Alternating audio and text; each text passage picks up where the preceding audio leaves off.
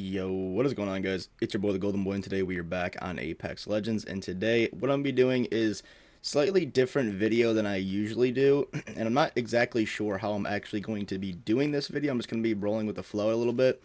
I want to pretty much talk over some gameplay moments of like what I'm thinking during the gunfights, and like how I react and everything like that, because I know you guys have been asking for like what do you think like during each gunfight, like what makes you do the decisions that you're doing. So like getting right into it, I land factory or refinery, I think it's called. Most of the time this happens to be a hot zone drop, so we 100% we're gonna land here, me and Recency. I'm playing with one other person, Recency, which is my thumbnail editor, one of my good friends and everything like that. Like I said, he's not a super sweatball at the game, but he is recently getting better.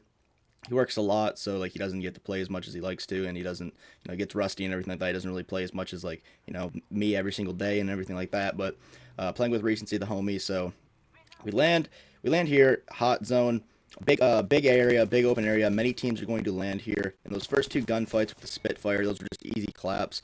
Land off a rip. They don't have armor. I get a Spitfire. That's pretty much GG's from there. If you get any gun like a Spitfire or a 301 and everything like that, is going to be very hard to outgun that individual because you're both rocking no armor. I'm a smaller character being Wraith, and Jibby was absolutely huge, and he wasn't even look at me, so his gun shield didn't proc in time. Right here, I'm rocking a 301 and a Spitfire. Octane has 0 health, so I'm going to push this guy. It's an easy fry. Going to pick up the flatline over the Spitfire because I'd rather have a flatline over a Spitfire for close range engagements rather than a Spitfire. I feel like the Spitfire has a larger spread when it comes to hipfire for the amount of damage that the flatline could be doing. The flatline is very, very accurate from up close with the hipfire, which I would use it for from close range. Hits for like 20 and then like 38, I think, to the head, or 30 something to the head. And I would use it to crouch, like to crouch up and down and use it for its hipfire only, or maybe just hipfire strafe left and right. That's why I would use that over the Spitfire. Now, I think I'm going to stay quiet for a lot of these scenarios until I get into more like engagements and stuff like this. Like a lifeline right here. I'm actually going to tell you guys something here in a second that you guys should do a lot more often. Like, I see that he's a lifeline in the corner right there. I hear that he's healing from the drone. So I'm going to go ahead and slide around the corner.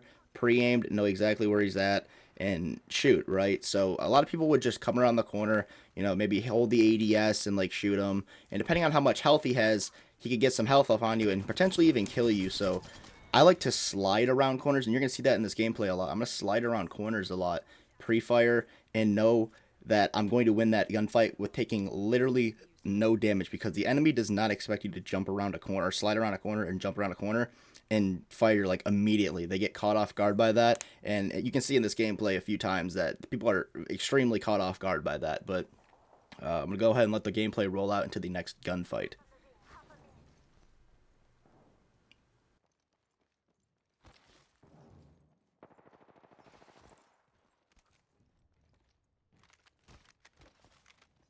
Hostile right here.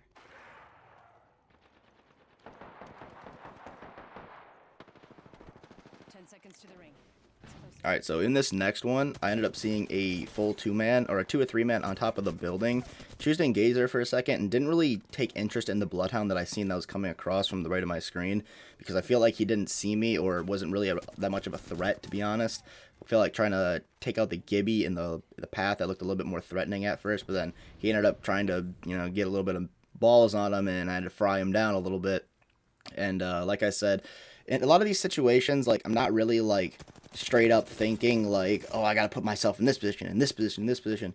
Only in like certain scenarios am I thinking that, and like pubs and everything like that, because like a lot of this is just muscle memory of just me just like, run, slide, jump, aim, shoot, fry, like move on to the next fight, this and that. But like in some situations, yes, I am thinking extremely hard, like where should I place myself, when should I engage, when should I disengage, when should I use my Wraith ability, and this and that. Like in this gameplay, it's more of along the lines of just like frying. Like as you guys can see, like they were fighting each other, end up coming on the back, frying that guy. That guy ends up challenging me from a long range weapon, or from a close range weapon from a long way away, and I ended up frying him with the flatline, which I don't really use actually a lot mid to long range. I should probably use the flatline a little bit more because it hits for a good 20, and then like I said, a big headshot number.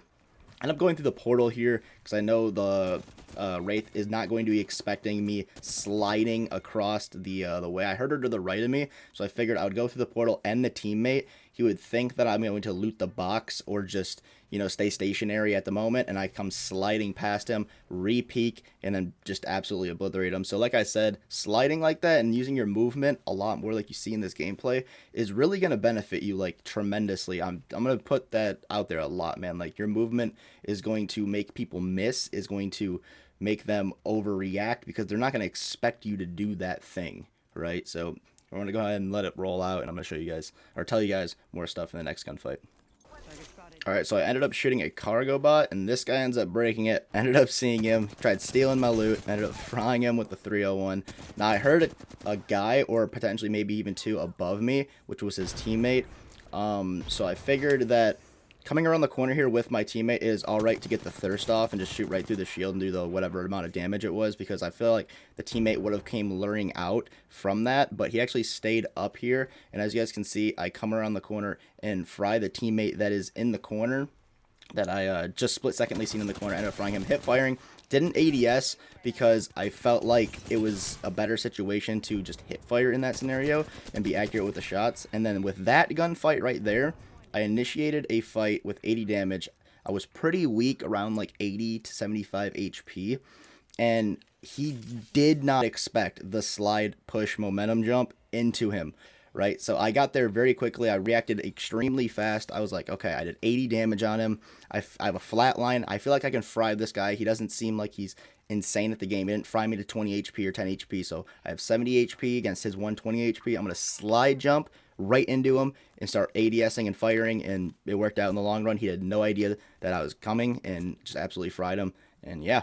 Alright, so in this area, this is pretty much where the last of the like gunfights and everything happened. I ended up picking a R9 and trading that up for the 301 because I'm just more comfortable with the 301 at the or the R9 at the moment. But in the last update, actually, the 301s felt really, really good, but that's besides the point. R9, I love extremely.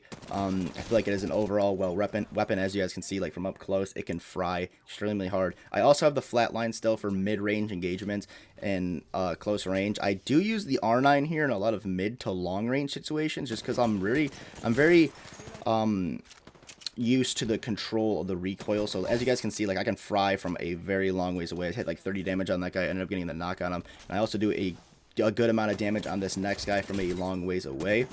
I see that there are 2 squads left besides us, so I do know that there is another team behind us potentially at some point in time, which they do push recency while I go into the storm here.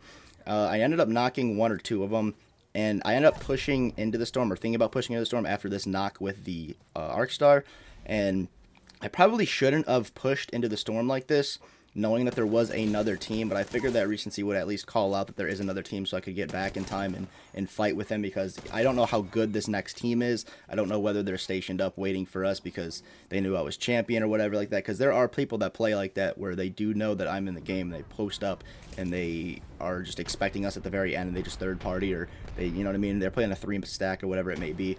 So recency calls out that they're right next to them. I used that little train pole thing as cover just in case they wanted to push me. I use my Wraith ability here to avoid any incoming damage that I might have taken trying to get up the mountain, because it takes a little bit of time getting up that little mountain there. A teammate is going to be huge balls, push right into there, get pooped on, but he did a little bit of damage. Recency did a bit of damage. I ended up frying this kid down to about 30 HP, getting him with the flatline. There is a whole ass Jibby unit, so that is terrifying at the moment. I was like, alright, so if this Jibby pushes me, I'm going to have to fry him with every single shot. So ended up hitting most of the Gibby, taking out his shield, switching to the flatline, finishing him off, popping a big shield. This is a 1-on-2 situation here against a Wraith that I believe to be pretty alright. I figured these guys were in a 3-man, but they weren't the absolute best of players, but they were pretty, you know, coordinated, pretty alright, maybe friends in IRL or something.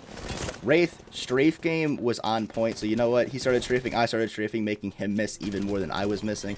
Ended up finishing him off after recency shot him in the back a bit, and as you guys can see, that is game. Now, the main thing that I would say from this is your movement, guys. Movement is absolutely king in this, along with a good shot. So get your shot good, get your movement cracked, try and get it at his best, try and mimic me as much as you can, and I will see you guys in the next video. Hopefully, guys, this works out for you, and I'll see you guys in the next one. Peace.